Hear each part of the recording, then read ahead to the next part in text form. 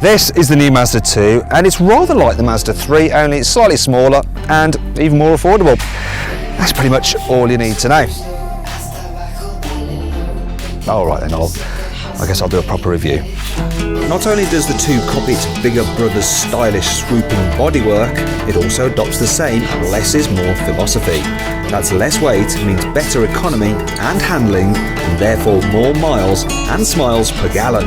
In fact, the 2 weighs in at under 1,000 kilograms. Now this less is more philosophy continues with the price, because like for like, this Mazda 2 is cheaper than a similarly spec'd Ford Fiesta. It'll also suffer less depreciation, so it'll be worth more when you come to sell it on. Now I'm not going to talk about the entry-level car because you don't want it. What you want is the mid-level SEL. For an extra $2,000, it has all the kit you need. There's electric door mirrors, alloy wheels, cruise control, Bluetooth, digital radio, and an easy-to-use multimedia system which you can upgrade to sat-nav for just £400.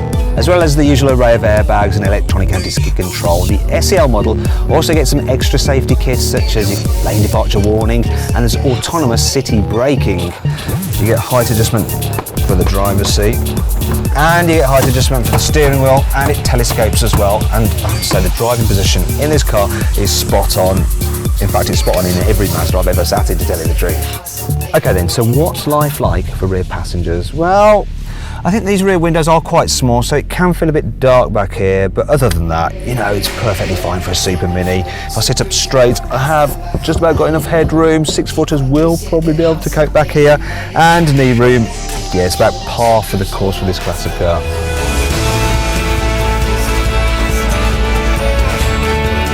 Mazda is well known for making cars which are fun to drive, and this may be a Super Mini, but the 2 still is great fun to drive. You've got really positive gear shift, you've got progressive brakes, and the chassis is just so well balanced, it's got loads of grip that you really can fling it down a B road and it will put a big smile on your face. Admittedly, the steering is not as nice as on a Ford Fiesta, but overall I think this car is right at the very top of the Super Mini class when it comes to, well, for having a laugh on a twisty road. It was the same story with the old Mazda 2, but this new one adds an extra layer of ride comfort and quietness over its predecessor, making it a much better car for longer journeys than ever before. You can get the Mazda 2 with 2 diesel engines. They both return over 83 miles per gallon and are free from road tax. There are 3 petrol choices, they're all 1.5 litre, and this one is the mid-level and 90 horsepower version, and I think it's probably the pick of the range when you take into account its economy, performance and its price.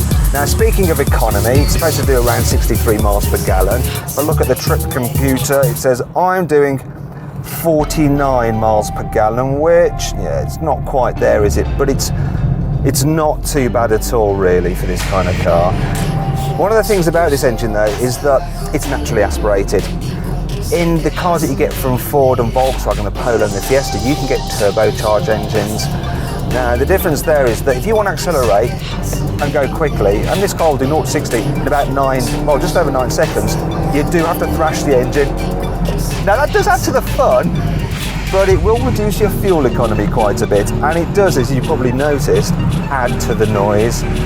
The bigger problem is when you're just cruising around. Now with the turbocharged cars from VW and Ford, you put your foot down and they respond. You can feel them pick up quite seamlessly. This one though, so I'm cruising along about 40, let's put it in 40. I put my foot down, yeah, nothing's happened. Now something's finally happening. I've accrued an extra few miles an hour. Yeah, not good for overtaking that. There are some other things which let the Mazda 2 down.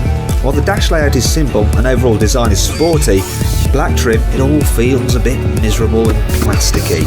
And yes, there's a decent glove box and large front door bins, but why not give rear passengers some door bins as well? Finally, we come to the boot.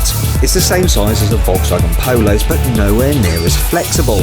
The opening is smaller, there's a huge lip to lift stuff over, entry-level cars don't get split folding seats, you don't get a flat low bay when you fold the seats down.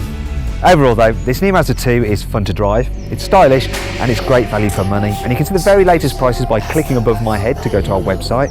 Click down there, you can watch our video review of the Ford Fiesta, or there for the Volkswagen Polo. Please click on our logo to subscribe to our channel, and if you're watching on mobile, just click the links below the video. They do exactly